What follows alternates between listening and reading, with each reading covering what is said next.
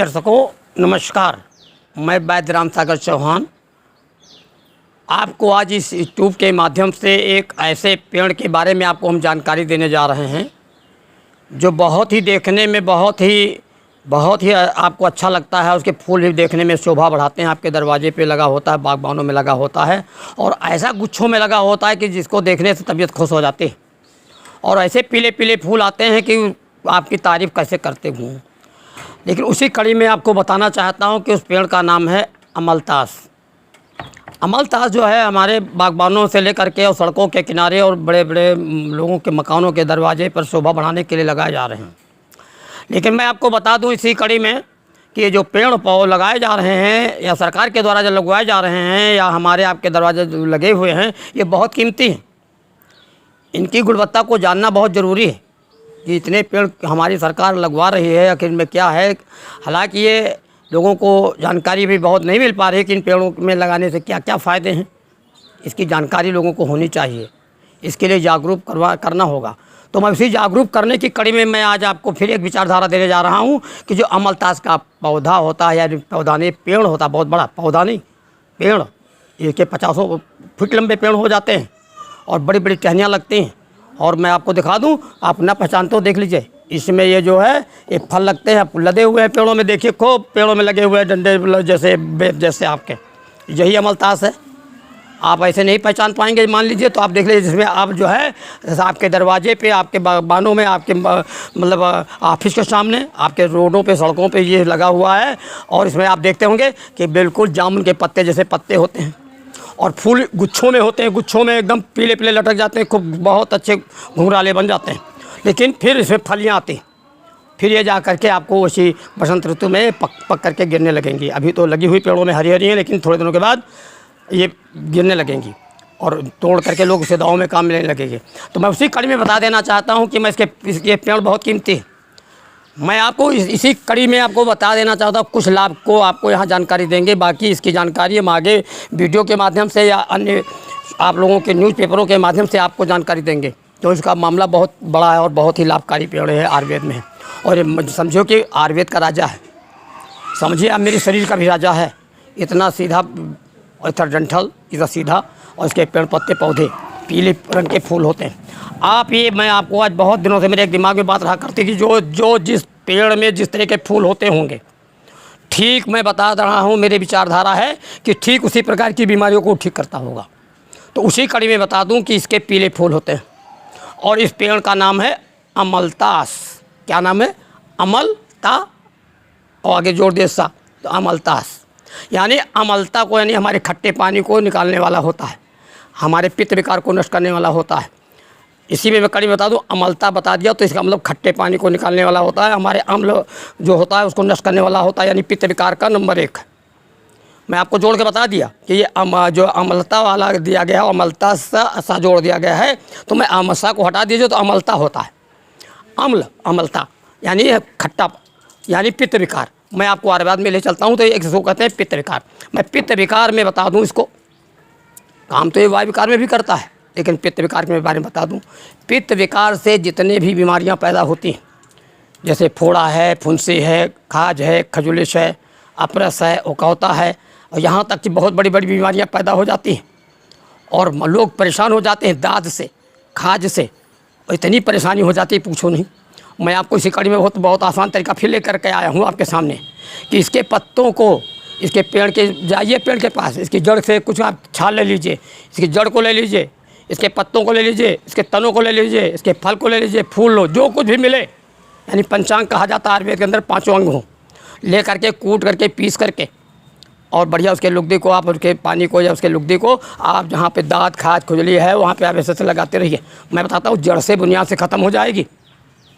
मैं बता दूँ, बिल्कुल आजमाए हुए नुस्खे बता रहा हूँ, इसी अमलतास के नाम के को आपको भिन्नता करके बता रहा हूँ कि खाज खजुली जैसा सुकौता कोई भी हो, क्योंकि लोग मुझसे अक्सर पूछा करते हैं। मैंने भी एक और वीडियो दिया था दाँत के बारे में, मैंने भी देखा कि लोग उसके लाखों लोग पहुँच चुके हैं दर्शक। मैं बताता हूँ, इसको भी आप आजमा के देखिएगा।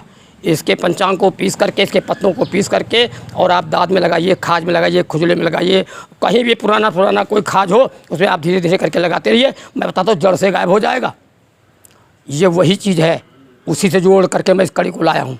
और मैं इसके अब दूसरा फ़ायदा बताने जा रहा हूँ कि अक्सर इस वक्त लोग मुझसे फ़ोन से भी पूछते हैं और अन्य जानकारी भी लेते हैं कि भैया हमको गठियाबाई हो गई, भैया मुझको बहुत जोड़ों में दर्द हो रहा है और हमारा शून्य बहरी हो गया है, मेरा कहीं कभी खून जाम हो गया है, किसी चोट की वजह से किसी कारणवश मेरा खून जाम हो गया है, चल नहीं पाता हूँ।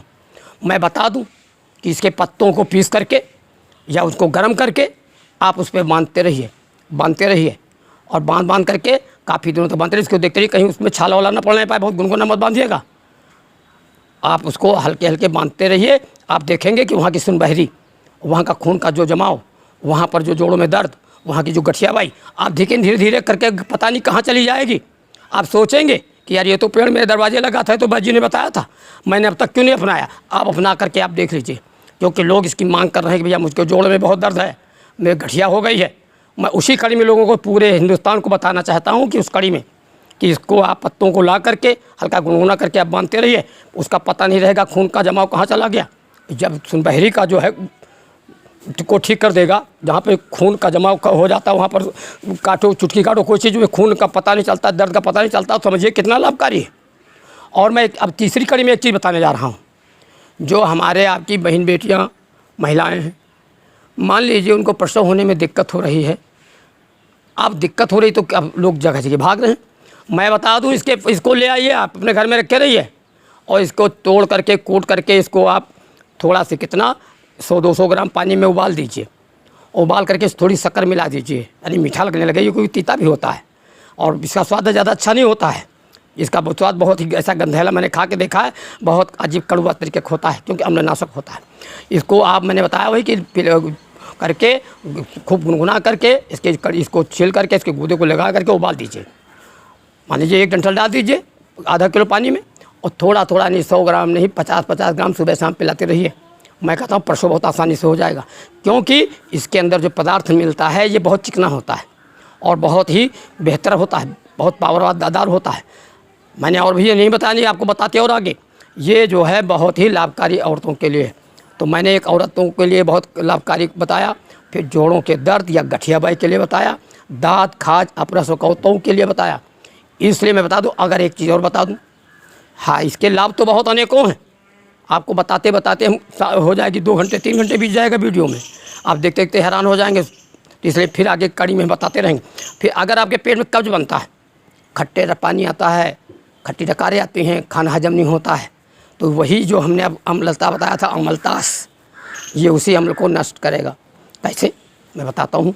इसको आप तोड़ डालिए, ऐसे तोड़ दिया, इसके अंदर जो एक गूदा निकलेगा, इसके अंदर बीज निकलेंगे, इसके गूदा निकलेगा, थोड़ा सा गूदा 3-4 बीज का गूदा ले लीजिए और उसको मसल दीजिए। इमली ले आइए, इमली का गूदा ले लीजिए, लगभग बराबर मात्रा में हो, और गूदे को आप ज़रा बॉयल करके शाम को, यानी गर्म करके उबाल करके उसको जो है थोड़ा एक कटोरी में ले लीजिए और सोते वक्त उसको पी लीजिए आप। अरे मैं कहता हूँ कि कब्ज की क्या बात, पूरा पेट बिल्कुल साफ़ हो जाएगा, लेटरिन से इतनी बढ़िया होगी पूछने की नहीं। और किसी भी प्रकार की कोई खट्टी डकार, खट्टा पानी और डकारें और अम्लता, इस प्रकार की सब नष्ट हो जाएगी। जब इसका अम्लता नाम है तो अम्ल को तो नाश करेगा ही। आप इसको चाहिए, और इसके फूलों को भी अगर आप प्रयोग करना चाहें तो आपके फूलों को भी प्रयोग कर सकते हैं। इसके फूलों को भी पीस करके आप अगर पीते हैं तब भी आपको बहुत सी बीमारियां ख़त्म हो जाएंगी। सिर्फ अंदर की कोई और भी गड़बड़ियां हैं, पित्त विकार में है, तो वो भी नष्ट हो जाएंगी, क्योंकि ये पीला फूल होता है, पित्त को नाशक, पित्तनाशक होता है, याद रखिए। तो मैं आपको इस कड़ी में इतना ही थोड़ा बहुत बता देना चाहता हूँ।